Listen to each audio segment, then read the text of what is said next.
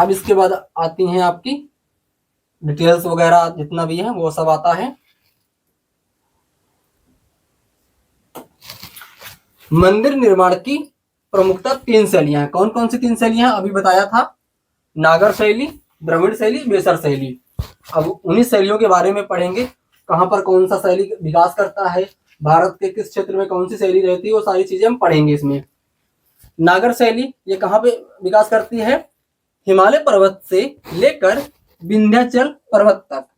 हिमालय पर्वत से लेकर जो है विंध्याचल तक, जो विंध्याचल पर्वत तक के जो मंदिर आते हैं वो आपके नागर शैली में आते हैं। कहाँ पे आते हैं?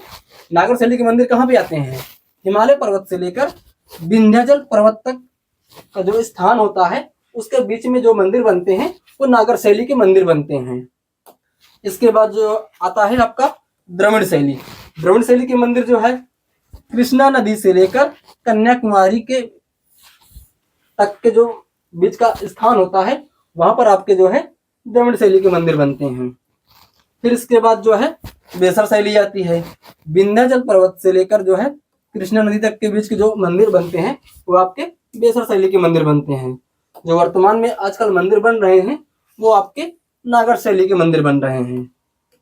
अब इन्हीं के बारे में पढ़ेंगे, नागर शैली, द्रविड़ शैली, बेसर शैली क्या है, इसमें कैसा क्या होता है, उनके बारे में सारी चीजें पढ़ेंगे।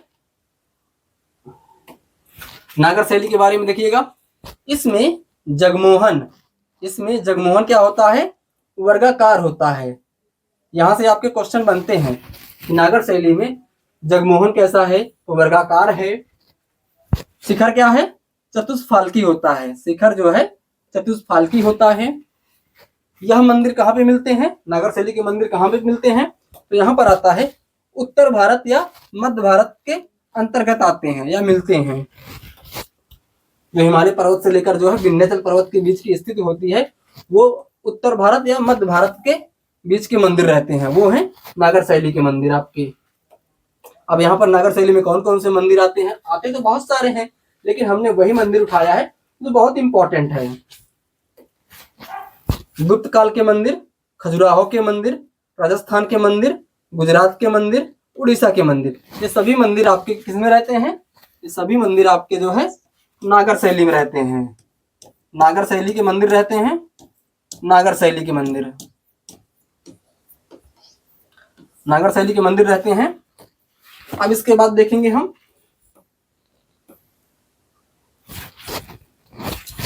पूर्वी भारत जैसे उड़ीसा व बंगाल के मंदिरों में शिखर परिवर्तन करके मिश्रित नागर। अब यहीं पर जो क्या होता है, यहाँ पर दिया हुआ है उड़ीसा और बंगाल के जो मंदिर होते हैं नागर शैली के मंदिर, उसी में जो है क्या करते हैं? शिखर को परिवर्तन कर देते हैं। शिखर को परिवर्तन करके जो है मिश्रित नागर शैली, उसे ही हम क्या कहते हैं? कलिंग शैली कहते हैं। कलिंग शैली में मुख्यतः कहाँ के मंदिर आते हैं? उड़ीसा के मंदिर आते हैं। उड़ीसा के मंदिरों का निर्माण हुआ था। उड़ीसा के मंदिरों का जो निर्माण होता है वो कलिंग शैली में होता है। अभी उनके बारे में भी पढ़ेंगे, क्या चीजें रहती हैं। नागर मंदिर में, नागर शैली के मंदिर होना चाहिए था यहाँ पर।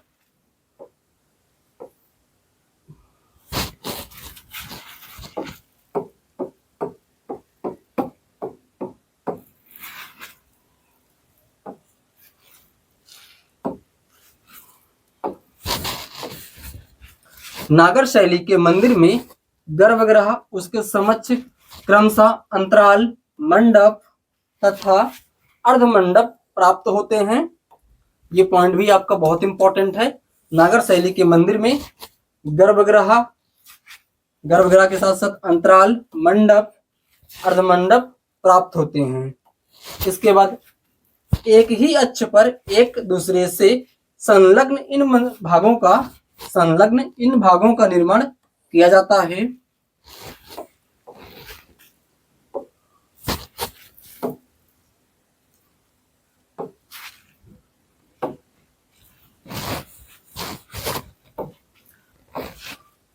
इसके बाद नागर शैली के मंदिर आते हैं। नागर शैली के प्रमुख मंदिर कहाँ पे, कौन सा मंदिर रहता है?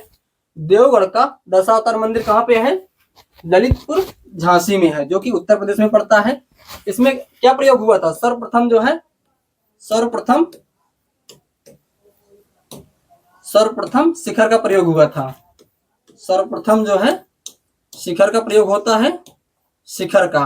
और ये गुप्त काल का मंदिर रहता है। जो गुप्त काल का सर्वश्रेष्ठ मंदिर है वो देवगढ़ का दशावतार मंदिर है। कहाँ पे है? ललितपुर झांसी उत्तर प्रदेश में है। इसके बाद भीतरगांव का मंदिर आपका कानपुर देहात में पड़ता है। ये जो है आपका किसमें बना हुआ है? ईंटों से बना हुआ है। ईंटों से बना हुआ मंदिर है। इसे क्या कहते हैं? टेराकोटा मंदिर भी कहते हैं। टेराकोटा मंदिर भी कहते हैं। लक्ष्मण मंदिर मध्य प्रदेश खजुराहो में है। कंदरिया महादेव मंदिर मध्य प्रदेश खजुराहो, ये पंचायतन शैली में बना मंदिर है। दिलवाड़ा के जैन मंदिर माउंट आबू राजस्थान में है। मुढेरिया का सूर्य मंदिर कहाँ है? गुजरात में है। मुढेरिया का सूर्य मंदिर गुजरात में है। इसके बाद आता है सोमनाथ मंदिर। सोमनाथ मंदिर कहाँ पे है? गुजरात में है आपका। अयोध्या का राम मंदिर, अयोध्या उत्तर प्रदेश में है। अयोध्या का राम मंदिर जो है उत्तर प्रदेश में है। इसके बाद आता है आपका कलिंग शैली आता है। कलिंग शैली के मंदिर कहाँ पे आते हैं? कोणार्क का सूर्य मंदिर है आपका, लिंगराज मंदिर है, जगन्नाथपुरी मंदिर है। ये सभी जो है किसमें है? कलिंग शैली के मंदिर रहते हैं। ठीक है, क्लियर हो गया इतना कंसेप्ट आपका? छोटी छोटी चीजें आप बहुत ध्यान देना है। यही सारी चीजें आपको पेपर में देखने को मिलेंगी।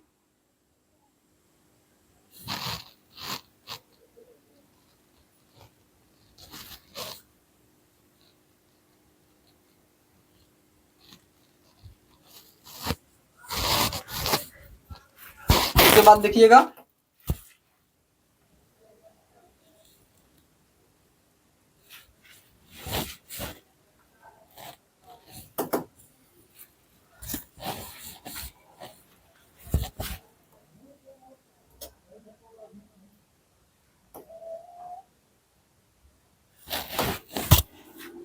द्रविड़ शैली। द्रविड़ शैली आपका चोल वंश, द्रविड़ शैली आपका दक्षिण भारत में रहता है, जो चोल वंश से संबंधित है। ठीक है, इसमें क्या होता है? इसमें जगमोहन क्या होता है? हम नागर शैली में जगमोहन क्या पढ़े थे? वर्गाकार पढ़े थे। शिखर क्या था? चतुष्फालकी था। अब यहाँ पर चीजें अलग हो जाती हैं। यहाँ पर आपका जगमोहन क्या है? आयताकार है। जगमोहन आयताकार या इसे षष्ठभुजाकार भी कहते हैं। आयताकार या षष्ठभुजाकार होता है। शिखर क्या है? शिखर शिखर आपका यहाँ पर जो है अष्टफालकी मीनार नुमा है। द्रविड़ शैली में जगमोहन आयताकार या षष्ठभुजाकार होता है। शिखर क्या होता है? अष्टफालकी मीनार नुमा होता है। अष्टफालकी मीनार नुमा। ये सारी चीजें आपकी पेपर में आनी है, ये मान लीजिए। भले एक दो क्वेश्चन आएगा, लेकिन जो भी आएगा इंपॉर्टेंट आएगा। आपको पता होना चाहिए, तभी सारी चीजें हो पाएंगी। एक एक पॉइंट से आपका कितना पॉइंट बनता है जा करके। तो छोटी छोटी चीजें बहुत इंपॉर्टेंट होती हैं आप लोग के लिए। शिखर के ऊपर चपटा गुंबद तथा उसके ऊपर आमलक व आयुध लगे होते हैं। द्रविड़ शैली के मंदिर दक्षिण भारत में मुख्यतः कहाँ पे देखने को मिलते हैं? तमिलनाडु में देखने को मिलते हैं। इसके बाद इस शैली की सबसे महत्वपूर्ण विशेषता क्या रहती है? गोपुरम प्रवेश द्वार। द्रविड़ शैली के मंदिरों की सबसे ज्यादा जो विशेषता इंपॉर्टेंट है वो गोपुरम प्रवेश द्वार रहता है। जो प्रधान मंदिर के शिखर जितने ऊंचे होते हैं वे सभी मंदिर द्रविड़ शैली के अंतर्गत आते हैं। अब इसके बारे में देखेंगे कि द्रविड़ शैली के मंदिर कौन कौन से हैं, वो सारी चीजें। द्रविड़ शैली के प्रमुख मंदिर: बृहदेश्वर मंदिर, इसे राजेश्वर मंदिर भी कहते हैं। सभी मंदिर कहाँ पे हैं? तमिलनाडु में ही हैं। चिदम्बरम का नटराज मंदिर, मीनाक्षी सुंदरेश्वर मंदिर, रमप्पा मंदिर, गंगईकोंड चोलपुरम का मंदिर, इरातेश्वर मंदिर, महाबलीपुरम के मंदिर, कांचीपुरम के मंदिर, श्रीरंगपट्टम के मंदिर, श्रीरंगपट्टम के मंदिर। अब ये आप देख सकते हैं बृहदेश्वर मंदिर है ये, जो कि ग्रेनाइट से बना हुआ मंदिर है। ये विश्व में ऐसा मंदिर पहला मंदिर है जो ग्रेनाइट से बना हुआ है। अब यहाँ पर देख सकते हैं कुछ मंदिर हैं ताकि समझ में आपको आए। ये चिदम्बरम का नटराज मंदिर है, कितनी ढेर सारी नक्काशी देख सकते हैं इस मंदिर में आप जो है। ये मीनाक्षी मंदिर है आपका, ये आपका रामप्पा मंदिर है, ये गंगईकोंडचोलपुरम का मंदिर है, ये आपका जो है एरतेश्वर मंदिर है, ये एरतेश्वर मंदिर। ये महाबलीपुरम के मंदिर आ जाते हैं आपके, फिर जो है कांचीपुरम का मंदिर है, फिर ये रंगनाथ स्वामी मंदिर श्रीरंगपट्टम का मंदिर है। इसके बाद आता है बेसर शैली आपका, बेसर शैली। अब यहाँ पर हम बेसर शैली के मंदिर देखेंगे कौन कौन से मंदिर रहते हैं।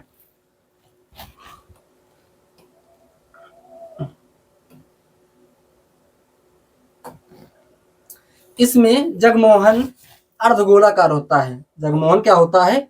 अर्धगोलाकार होता है। इसकी गर्भगृह, इसकी जो गर्भगृह होती है बेसर शैली की, वो सितारे के समान होती है, स्टार के समान या सितारे के समान होती है। बेसर शैली के मंदिर मुख्यतः कहाँ पे देखने को मिलते हैं?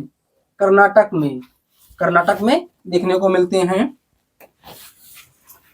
इस शैली के मंदिर होयसल काल या होयसल काल एक ही चीज है, होयसल काल के अंतर्गत निर्मित हुए हैं, होयसल काल के अंतर्गत निर्मित हुए हैं। यह मंदिर अपनी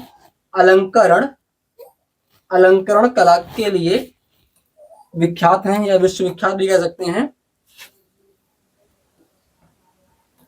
सर्वाधिक अलंकृत व साज सज्जा युक्त मूर्तियां होयसल वंश के अंतर्गत निर्मित हुई हैं। ये पॉइंट बहुत इंपॉर्टेंट है आपका।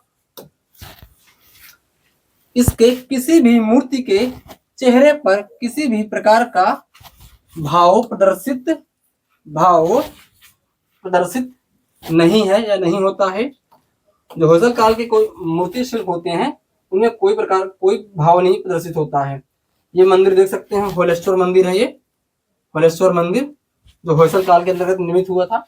इसमें बहुत नक्काशी देखने को मिलती है।